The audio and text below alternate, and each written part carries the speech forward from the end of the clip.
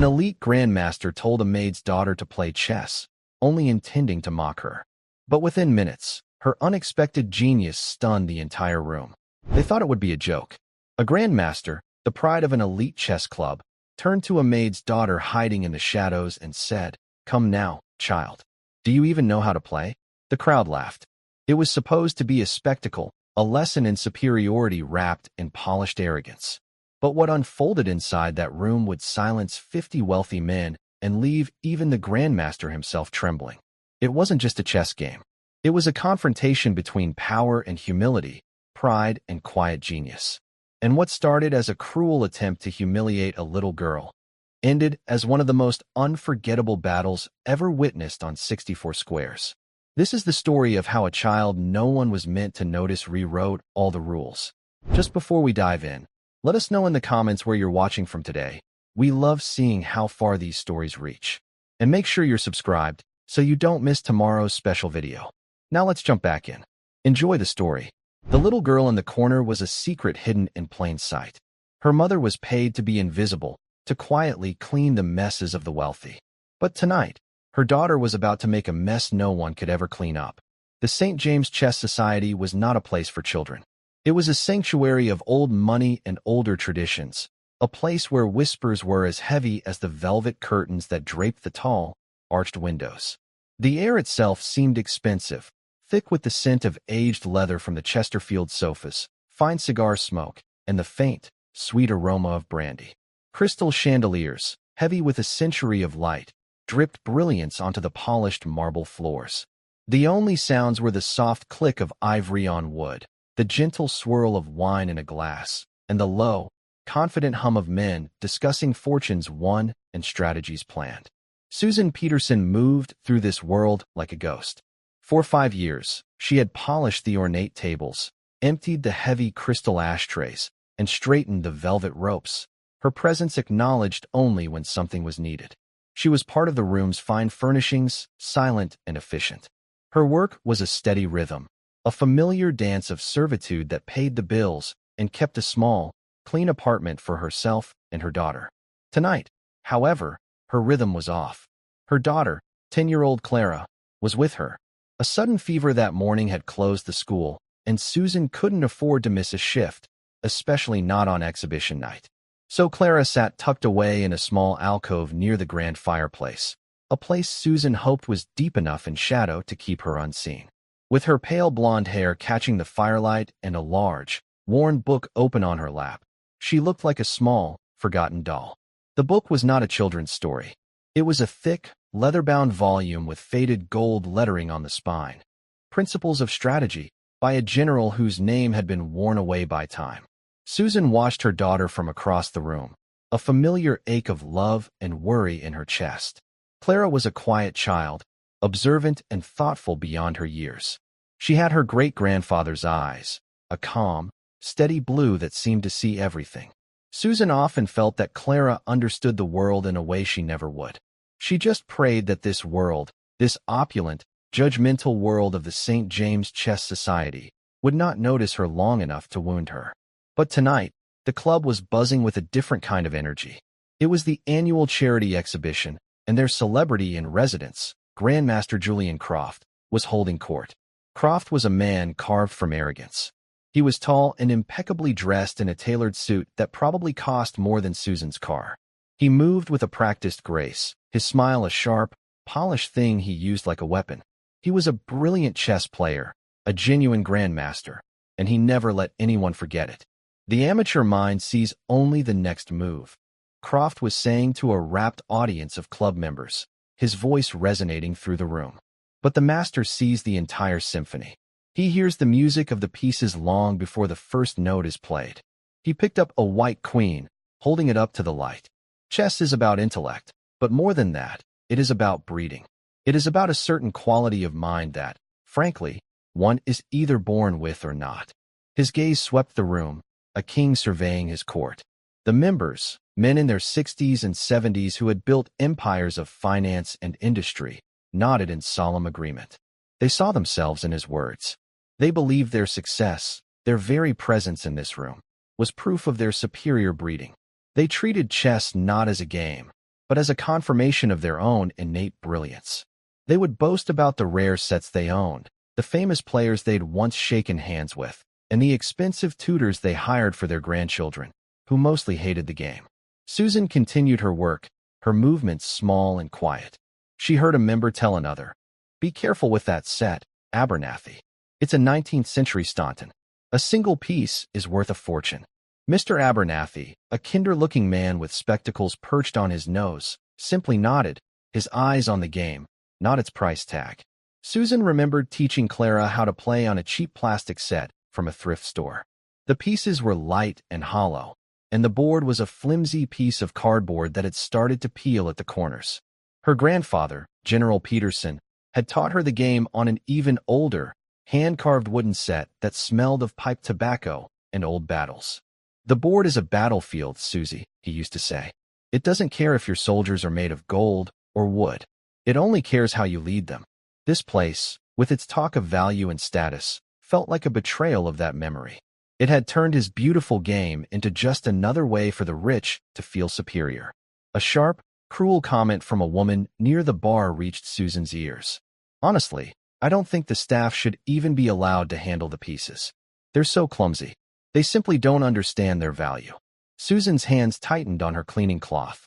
She bit her lip and kept polishing, making herself smaller, more invisible. But she glanced over at Clara, whose head was still bowed over her book, seemingly oblivious. A fire of fierce protectiveness burned in Susan's heart. She had to keep her daughter safe from this. The main event of the evening was about to begin. Julian Croft stood before the large demonstration board at the center of the room. A beautiful, ornate table held a magnificent chess set, its pieces carved from rosewood and polished ivory. The crowd gathered around, their faces alight with anticipation. Croft's exhibitions were legendary. He didn't just play, he performed. And his favorite performances always involved a bit of public humiliation, cleverly disguised as an educational lesson. "Ladies and gentlemen," Croft announced, spreading his arms wide. "Tonight, I wish to demonstrate a fundamental truth of our beloved game. The vast, unbridgeable chasm between natural talent and, well, simple enthusiasm." The crowd chuckled, already enjoying the show. They knew what was coming. Croft would pick some amateur from the staff or a junior member and systematically dismantle them, all while delivering a lecture on their every mistake. It was cruel, but they found it endlessly entertaining. Susan tried to melt into the shadows, hoping he wouldn't call on the new busboy or one of the younger waiters. But Croft's eyes weren't scanning the staff. He was scanning the entire room, his gaze theatrical, searching for the perfect prop for his lesson. And then his eyes landed on the alcove by the fireplace. They narrowed, and a slow, cruel smile spread across his face. It was the smile of a predator that had just spotted a wounded fawn. "Ah," he said, his voice dripping with false sweetness. "What do we have here?" Every head in the room turned. The collective gaze of 50 wealthy, powerful men fell upon the small, 10-year-old girl reading a book. Clara looked up, her expression calm, her blue eyes blinking in the sudden glare of attention. Susan's heart stopped. She felt a cold dread wash over her. "No," she prayed. "Please, no. Not her. You there," Croft called out, pointing a long, manicured finger directly at Clara. "The little girl." "Yes, you. The maid's daughter. What is your name, child?" The silence in the room was absolute. Susan felt the stares like a physical blow. They were no longer looking at an anonymous cleaner. They were looking at a mother whose child was about to be used as a toy. "Her name is Clara, sir," Susan said, her voice barely a whisper. She stepped forward, trying to shield her daughter with her own body. "I'm so sorry." She was just sitting quietly. "We'll be out of your way." Croft waved a dismissive hand at Susan, never taking his eyes off Clara. "Nonsense. She's not in the way at all. In fact, she is perfect." He turned back to his audience. "Ladies and gentlemen, what better way to demonstrate the concept of innate ability than this? Pure, untouched innocence." He then looked back at Clara, his smile widening. "Tell me, Clara, do you know how to play chess?" The question was a trap, and everyone knew it. If she said no, he would mock her ignorance. If she said yes, he would destroy her on the board. Clara looked not at Croft, but at her mother. She saw the fear in Susan's eyes. Then she looked at the crowd, at their expectant, hungry faces. Finally, She looked at the Grandmaster. "I know the rules, sir," she replied, her voice soft but clear. A murmur of amusement went through the crowd. The absurdity was delicious. Croft clapped his hands together in feigned delight. "Wonderful. Then you shall be my partner for this evening's lesson. What do you say, everyone? Shall we give the little girl a chance to play against a Grandmaster? A true life lesson in the making." The crowd applauded, some of them laughing outright. "This will be over in 5 minutes," someone whispered. "Poor kid. He's going to make her cry." "Oh, I couldn't, sir," Susan pleaded, stepping forward again. "She's just a child." She didn't mean to interrupt. "It is no interruption," Croft boomed, cutting her off. He was relishing the power, the drama. "Think of it as a contribution to the charity event. We will show these generous donors the beautiful, brutal hierarchy of the mind. A lesson for all." He gestured to the empty chair across the gleaming demonstration board. "Come now, Clara. Don't be shy. I promise to be gentle." His eyes twinkled with malice. "We wouldn't want to keep you from your studies for too long." More laughter. The insult was clear. Susan looked at her daughter, her heart breaking. She wanted to grab Clara's hand and run from the room, from the job, from all of it. But then she saw the look on Clara's face. The fear was gone. In its place was a quiet, unshakable calm. It was the look her great-grandfather had in all his old photographs. The look of a soldier before a battle he knew he could not lose. Clara closed her worn book, placed it carefully on her chair, and walked toward the center of the room.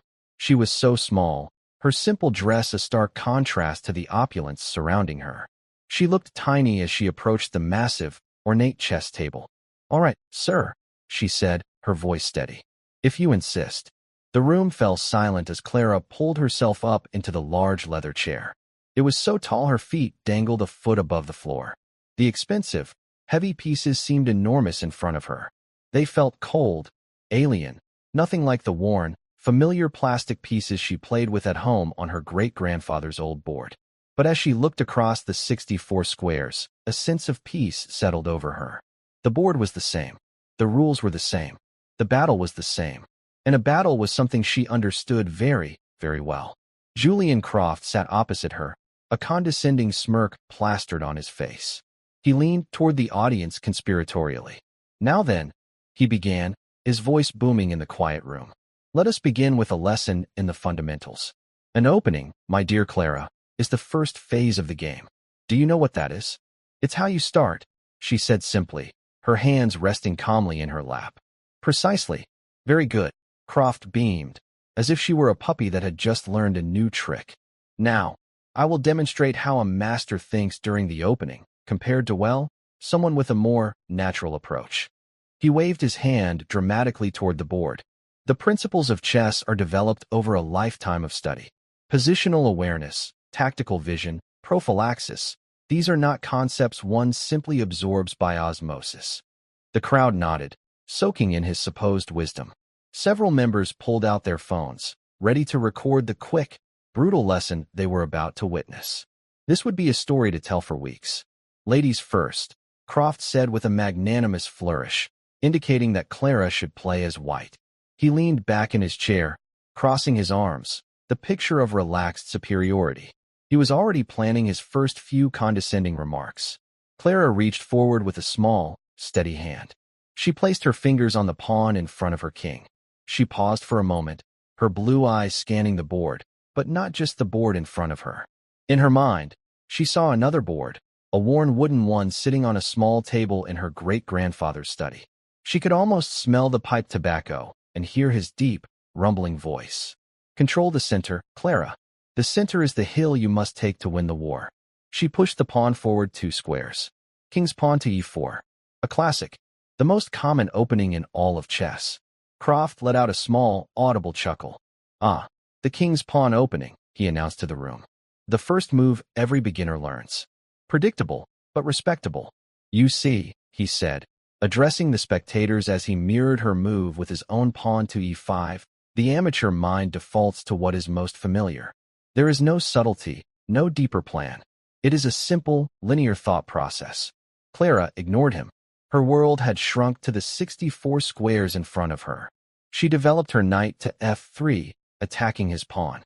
It was a standard, solid move, the kind of move anyone who had read a single chess book would make. It was exactly what Croft and everyone else expected. Another textbook move, Croft narrated, responding with his own knight to c6. She is following a script. This is the difference between memorization and understanding. She is playing moves she has seen, but does she comprehend why she is making them? Does she grasp the intricate strategic dance that has just begun? He leaned forward, his voice dropping to a dramatic whisper. I think not. The game continued. Clara played bishop to b5, the Ruy Lopez. It was one of the oldest and most respected openings, but also one that was taught to children in their first chess lessons. Croft laughed, a short, sharp bark of amusement. Well, I'll be. She has stumbled into the Spanish game. How charming. Of course, he added quickly, stroking his chin. Knowing the first three moves of an opening and understanding its profound strategic implications are two entirely different universes of thought. But as the game moved past move 5, then move 6, a tiny, nagging feeling began to prickle at the back of Croft's mind. Clara's moves, while seemingly simple and by the book, were flawlessly accurate. Not just playable, but precise. There were no hesitations, no small, telltale signs of a beginner's uncertainty. Her pawn structure was perfect. Her pieces developed with a quiet, purposeful harmony. He had been expecting a blunder, a simple tactical mistake he could use as a teaching point. It hadn't come. Beginner's luck, he told himself. The first few moves of the Ruy Lopez are fairly intuitive. The real game has not yet begun. He looked up at her, studying her posture. Notice her form, he whispered to Mr. Abernathy, who was standing nearby. Her shoulders are tense. She is completely out of her depth. She has no idea of the storm that is about to be unleashed. But Mr. Abernathy, a keen player himself, was looking at the board, not the girl. And what he saw was not tension, but a profound, almost unnerving stillness. The girl's focus was absolute. It was the kind of focus he saw in pictures of old masters, lost in the infinite possibilities of the game. Her quietness was not the result of fear. It was the result of immense, disciplined restraint. By move 15, the game had transitioned into the complex territory of the middle game. The condescending lectures from Julian Croft had stopped. His tone had shifted from one of amused disdain to one of quiet, puzzled concentration. Every single move Clara made was not just correct, it was deeply principled. She wasn't just reacting to his threats, she was weaving a subtle, positional web of her own. She made a quiet pawn move, h3, a move that seemed small and defensive, but he saw that it prevented his knight from finding a key square and subtly prepared a haven for her king later in the game. It was a move of deep, prophylactic understanding. Interesting, Croft murmured, more to himself than to the crowd. He leaned closer to the board, his brow furrowed in concentration. She is avoiding the obvious tactical blunders. It seems her memorization skills are quite strong. But the crowd, too, sensed the shift. The atmosphere of light-hearted entertainment had evaporated. The jovial whispers had died down. Now, there was only the intense silence of a real contest. Several members who had been standing at the back of the room now pushed forward, their eyes glued to the demonstration board, trying to understand what was unfolding. They had come for a public execution. They were witnessing a genuine duel. Clara calmly castled her king to safety. The move was perfectly timed. Her rook now controlled the open f-file, and for the first time, Croft felt a shiver of actual concern. He looked at his own king, still sitting in the center of the board, and suddenly it looked terribly exposed. The position he had thought was dominant now seemed fraught with hidden dangers. That is a very strong move, he admitted, his voice tight. He quickly tried to recover his composure. Of course, even a novice can stumble upon a good plan occasionally. Luck is always a factor in any game. But he knew it wasn't luck. Not after 15 consecutive moves of such unnerving precision. This was not a script she was following. This was a story she was writing, move by move, and he was beginning to feel like he was losing the plot. He was Julian Croft, Grandmaster. He was supposed to be in control. This was his stage, his audience. Yet he found himself calculating variations with a seriousness he hadn't felt since his last World Championship qualifier. This was supposed to be a 5-minute showpiece. Instead, he was in a fight. And then, Clara played her next move. It was the quietest, most subtle move yet. She slid her queen's knight from d2 to f1. A knight on the rim is dim, as the old saying goes. It was a move that looked passive, almost ugly. A beginner's move. Croft almost smiled in relief. Finally, he thought. A mistake. She is retreating for no reason. He was about to launch into a triumphant lecture about the importance of active pieces when he stopped. He looked again. He traced the lines of force on the board. The knight on f1 wasn't retreating. It was repositioning. From f1, it could jump to g3, where it would not only defend her king, but also prepare a devastating attack on his own exposed monarch. She wasn't just thinking 1 or 2 moves ahead. She had seen the ghost of a threat that he hadn't even considered and was elegantly neutralizing it before it could ever materialize. His blood ran cold. He looked across the table at the 10-year-old girl. She sat there, perfectly still, her feet still dangling far from the floor. Her expression was serene. She wasn't looking at him.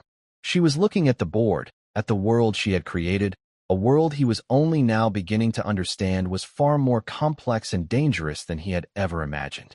The crowd was growing restless, confused by the long pauses and the sheer length of the game. What's taking so long? One woman whispered to her husband. Is he having trouble with her? Croft heard the comment. Heat flooded his cheeks. His reputation, his entire identity was built on the idea of effortless superiority. And now, that identity was being systematically dismantled by a silent child in a faded dress. He looked at Clara's calm blue eyes and saw not the ignorance of a child, but the wisdom of an old soul. He was no longer playing against a maid's daughter. He was playing against an opponent, a terrifyingly strong opponent. His mind, usually a sharp, analytical engine, was clouded with a fog of disbelief and rising panic. The little girl's knight on f1 was like an indictment. It was a move of such profound and quiet genius that it mocked his own aggressive posturing. It was a move that didn't shout. It whispered, and the whisper was a promise of his own impending doom. He had to find a flaw. He had to reassert control. He was the Grandmaster. She was the maid's daughter. The natural order of the world depended on him proving this. He scoured the board, his eyes darting back and forth, looking for a weakness, a crack in her flawless formation. But there was none. Her position was a fortress, each piece defending another, all of them working in a quiet, deadly harmony. It was like trying to punch water. His aggression found no purchase. She must be cheating, the thought came, a venomous serpent slithering into his mind. It's the only explanation. He scanned the room, looking for any sign. A hidden earpiece? A Confederate in the crowd signaling moves? He looked at the girl. She was watching the board, her expression placid. There was no sign of deception. There was only the pure, unwavering focus of a true player. The cheating accusation died in his throat, choked by its own absurdity. The truth was far more terrifying. She was simply better. Meanwhile, Mr. Abernathy leaned toward a fellow member, his voice a hushed, reverent whisper. Do you see what she's done? Look at Croft's bishop on c8. It's a prisoner. It has no squares. And his rooks are disconnected. She hasn't launched a single flashy attack, but she's methodically taken away all of his pieces' hopes and dreams. It's like watching an anaconda slowly squeeze the life out of its prey. It's devastatingly beautiful. Susan stood near the wall, her duster forgotten in her hand. Her fear had been replaced by a dizzying, heart-pounding pride that felt like it might lift her off the floor. She remembered one afternoon, years ago, when Clara was only 6. Her grandfather, General Peterson, had set up the old wooden board. He'd shown Clara a complex endgame puzzle. Susan had watched for an hour as the old man and the little girl sat in silence, just staring at the pieces. Then, without a word, Clara had reached out and made a single, perfect move. The general had leaned back, a slow smile spreading across his weathered face. He'd looked at Susan and said, "This one, Susie, she doesn't just play the game. She understands the soul of it. She has the patience for the long war." Susan hadn't fully understood then, but she did now. She was watching her daughter fight a long war, and she was winning. Back at the board, Croft was beginning to sweat. A single bead trickled down his temple, and he resisted the urge to wipe it away, knowing it would be a confession of his struggle. He had to do something. He couldn't just sit here and be slowly strangled. His reputation was built on daring, tactical fireworks. He needed to complicate the position, to create chaos. In chaos, a weaker player might blunder. He pushed a pawn forward, a desperate gambit. It was a move that sacrificed a piece of his own defensive structure in the hopes of tearing open a line of attack against her king. It was loud, aggressive, and deeply flawed. To the untrained eye, it looked powerful. The crowd stirred, sensing a shift. Perhaps the Grandmaster was finally showing his true strength. Mr. Abernathy, however, winced. "Oh no," he murmured. "That's an act of desperation. She's provoked him into overextending. It's a trap." Clara looked at the move for less than 10 seconds. She had seen it coming 3 moves ago. Her great-grandfather had taught her about this kind of move. "When your enemy is desperate, he will hand you a sword," he used to say. "Do not be afraid to take it." She didn't take the bait immediately. She didn't capture the offered pawn. Instead, she made another quiet, infuriatingly calm move.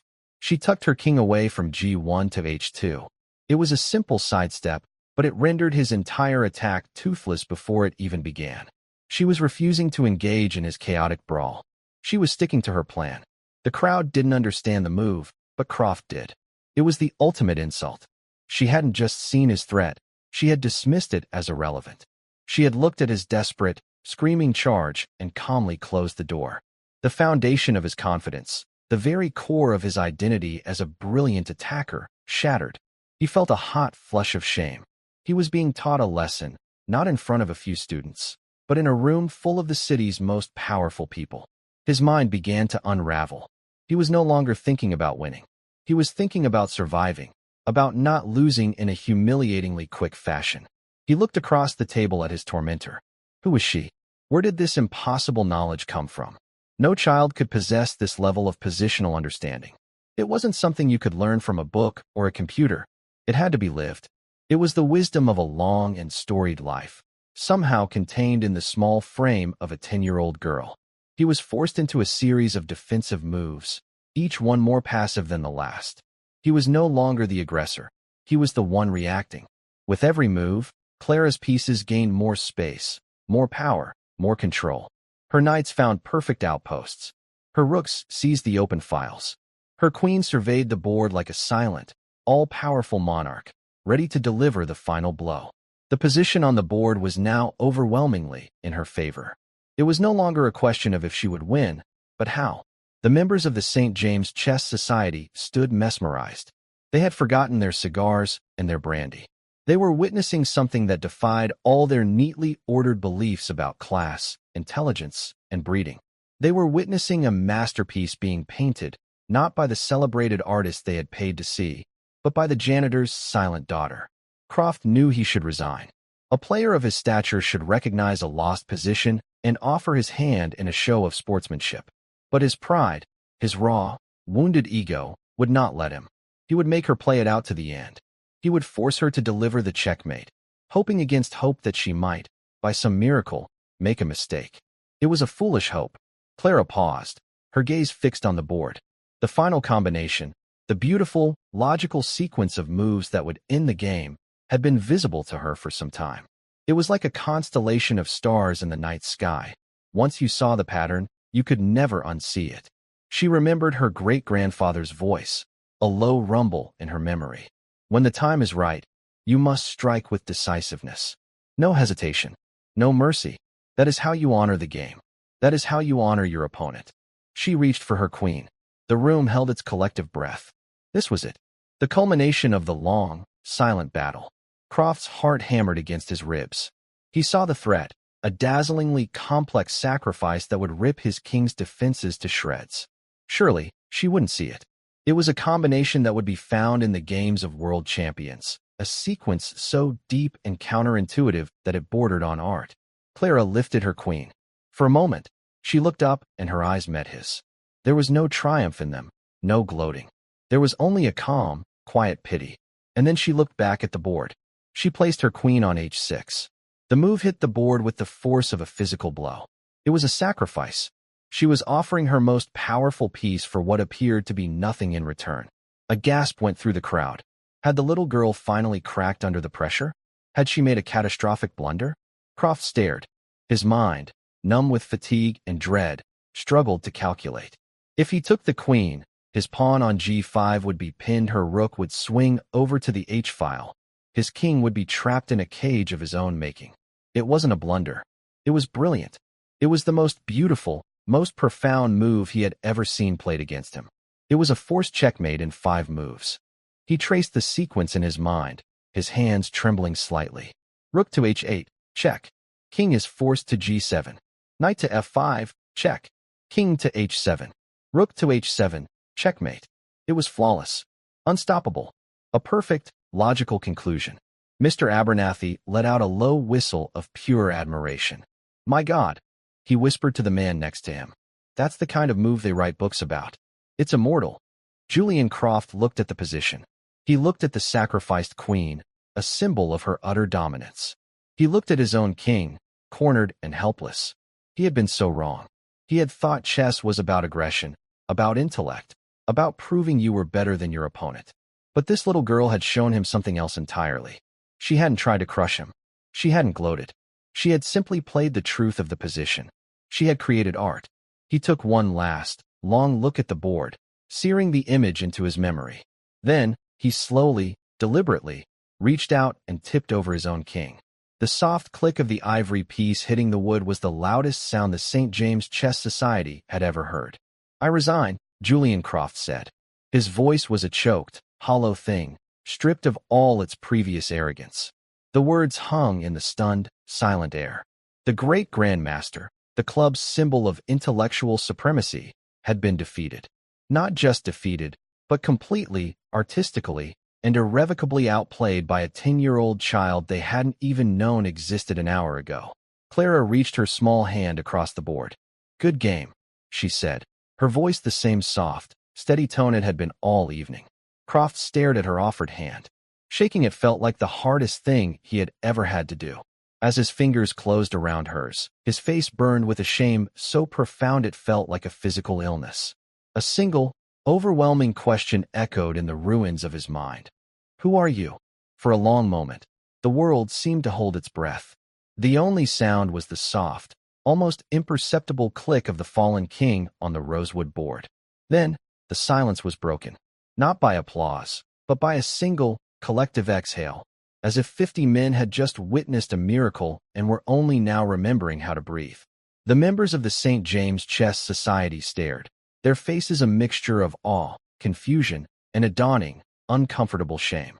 Everything they believed about the world, about their own place in it, had been turned upside down. They were men who dealt in absolutes, in numbers on a balance sheet, in the clear, sharp lines of power and influence. They believed that talent was a commodity that could be bought, that genius was a birthright of the privileged. But the truth they had just witnessed was far more radical. Genius could be found anywhere.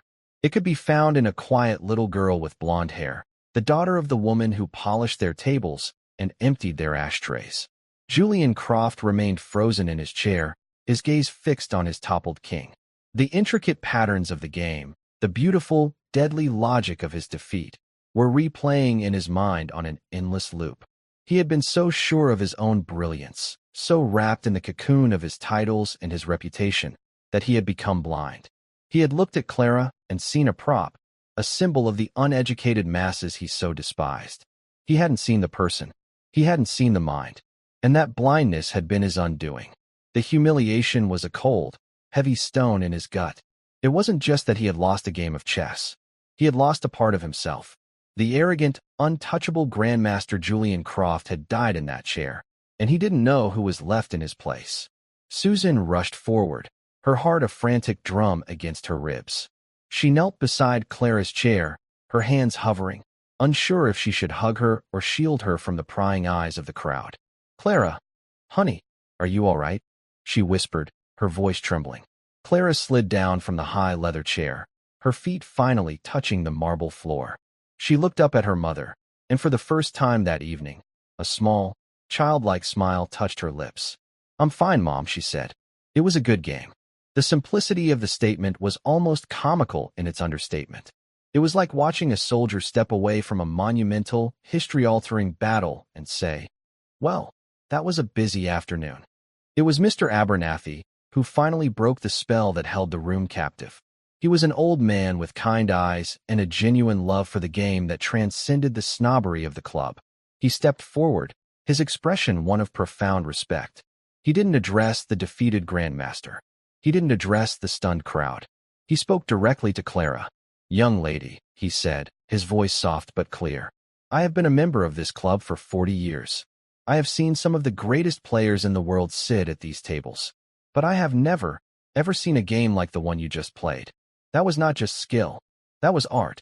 He then looked at Susan, his eyes full of a new, respectful curiosity. "Ma'am, forgive my impertinence, but where on earth did your daughter learn to play like that? No tutor, no school could teach that level of understanding. That is a lifetime of wisdom in the moves of a child." Susan straightened up, pulling Clara close to her side. The fear she had felt earlier was gone, replaced by a fierce, protective pride. She was no longer just the maid. She was the mother of the girl who had humbled the Grandmaster. She looked at the faces around her, faces that had never truly seen her before, and she met their gazes without flinching. "She was taught by her great-grandfather," Susan said, her voice ringing with a newfound strength in the quiet room. "Her great-grandfather?" Mr. Abernathy repeated, intrigued. "Was he a chess player? A member of a club, perhaps?" A sad, fond smile touched Susan's lips. "No, sir. He wasn't a member of any club you would have heard of. His name was General Marcus Peterson." The name fell into the silence, and for a moment, it meant nothing to the room full of financiers and CEOs. They were men who knew the history of markets, not the history of battles.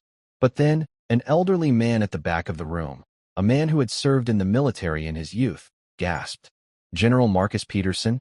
he said, his voice filled with disbelief. "You mean the General Peterson? Old Iron Hands Peterson from the Ardennes campaign." "The very same," Susan said proudly.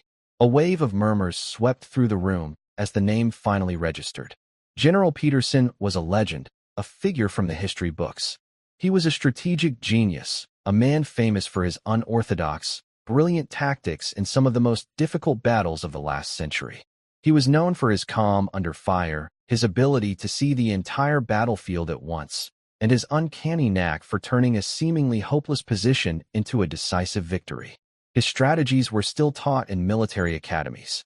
Mr. Abernathy's eyes widened in understanding. He looked from Susan to Clara, and everything suddenly made a brilliant, terrifying kind of sense. The calm, the patience, the deep, positional understanding, the refusal to be drawn into a chaotic brawl, the ability to see the long war, not just the immediate skirmish. It was all there. Clara hadn't been playing a game of chess. She had been commanding an army. He taught her everything he knew, Susan continued, her voice filled with emotion as she remembered the old man and the little girl bent over the worn wooden board in his study. He said the chessboard was the best training ground for the mind. He didn't teach her openings or memorized lines. He taught her principles. He taught her how to think. He would set up famous battles on the board, Cannae, Austerlitz, Gettysburg, and make her play them out. He taught her about controlling the center, about supply lines, about the psychology of a desperate enemy. He taught her that the best way to defeat an opponent is to take away their hope, move by move. Now, the crowd understood.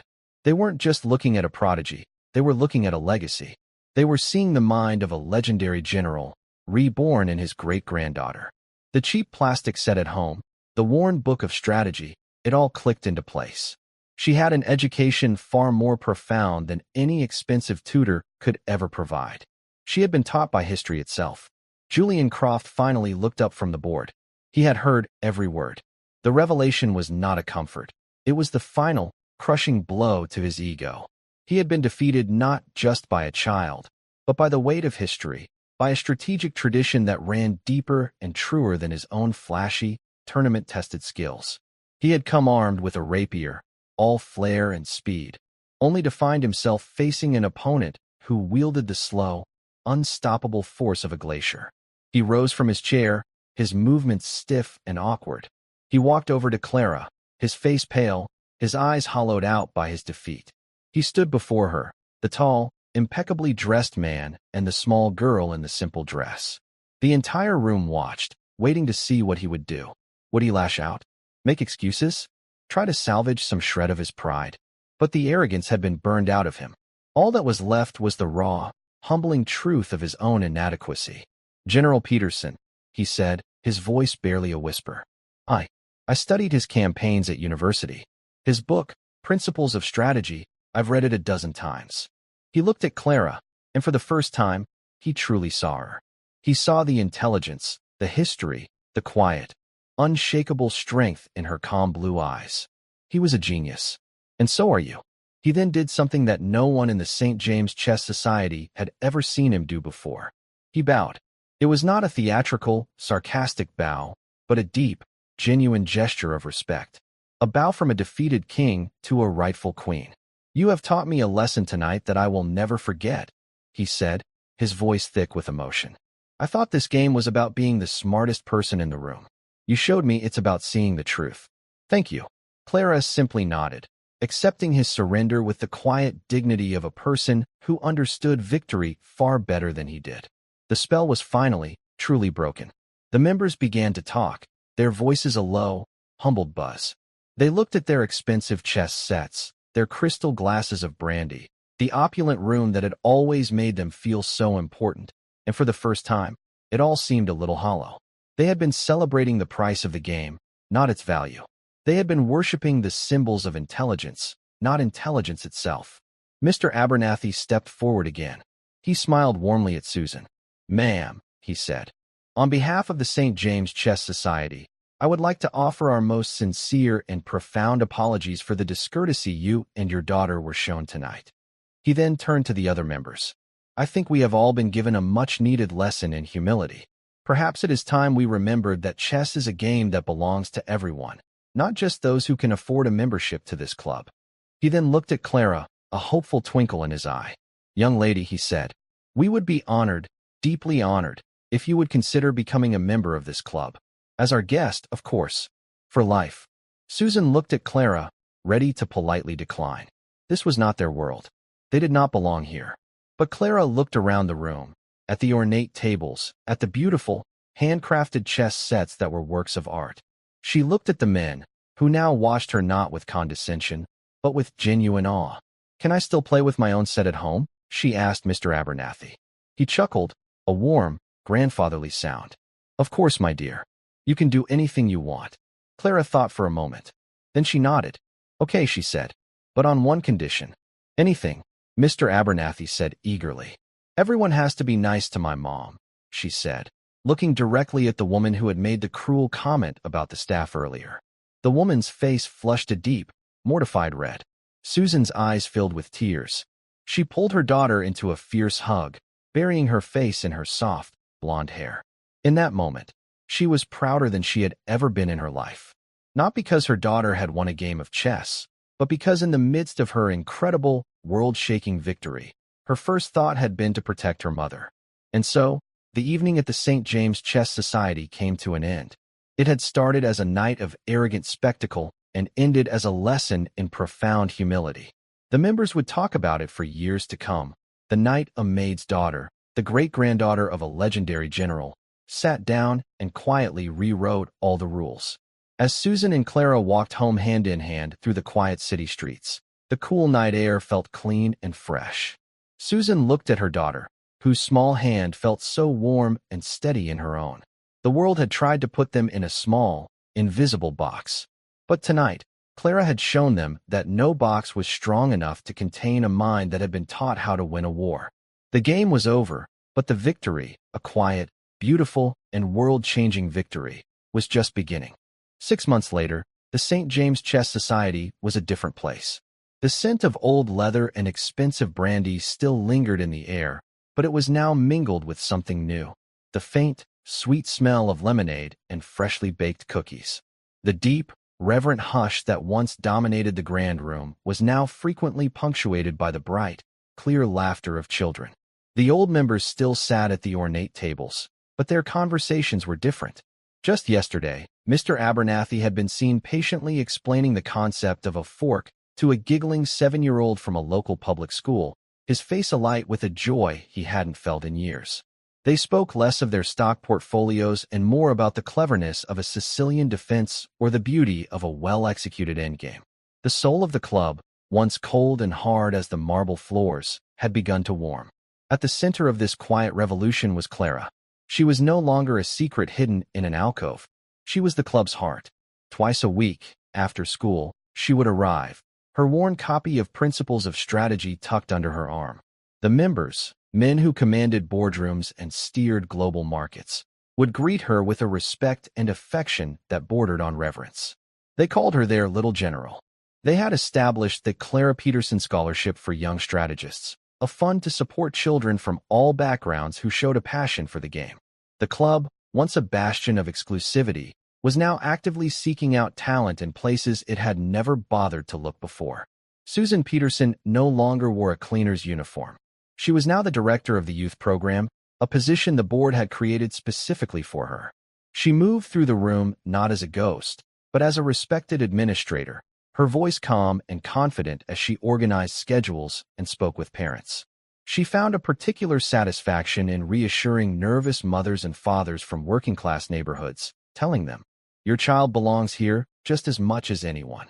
The fear that had once been her constant companion had vanished, replaced by a deep, unshakable peace. Sometimes she would pause and watch her daughter, surrounded by a crowd of adoring old men hanging on her every word, and a wave of pure, brilliant joy would wash over her. Her grandfather had been right. The board didn't care who you were, and now, finally, neither did this room. But perhaps the most profound change was seen in the man who had set everything in motion. Julian Croft was still a Grandmaster, but the arrogance was gone, stripped away and replaced by a quiet, thoughtful humility. He had become Clara's most dedicated student. Every Saturday morning, he would meet her at the club. They wouldn't sit at the grand demonstration table. Instead, they sat at a small, simple wooden table in a quiet corner. Between them was not one of the club's priceless, museum-quality sets, but a simple, worn wooden set with smooth, lovingly carved pieces. It had been a gift to Clara from Mr. Abernathy, a replica of the one her great-grandfather had owned. "He is attacking on the flank," Julian said one morning, pointing to a position they had set up on the board. He was analyzing one of his own past games, a blistering victory from his arrogant youth. "I thought I was being brilliant. Aggressive. Overwhelming." Clara studied the board, her chin resting on her small hand. "You are," she said softly. "But you left your king all alone. Your soldiers are fighting a war far away, but they have forgotten to protect their home." She slid a black pawn forward one square, a tiny, unassuming move. "This little pawn, he is the start of the counterattack. While you are busy being brilliant over here, your whole kingdom is about to fall apart from the inside." Julian stared at the move. He had never seen it during the original game. He had been too focused on his own dazzling combinations, too in love with the sound of his own attack. But she was right. The quiet pawn move was the key. It was the beginning of a subtle, devastating collapse. It was the kind of move she had played against him. "I spent my whole life trying to be the most clever player," he murmured, looking at her with an expression of pure awe. "I never realized it was more important to be the wisest."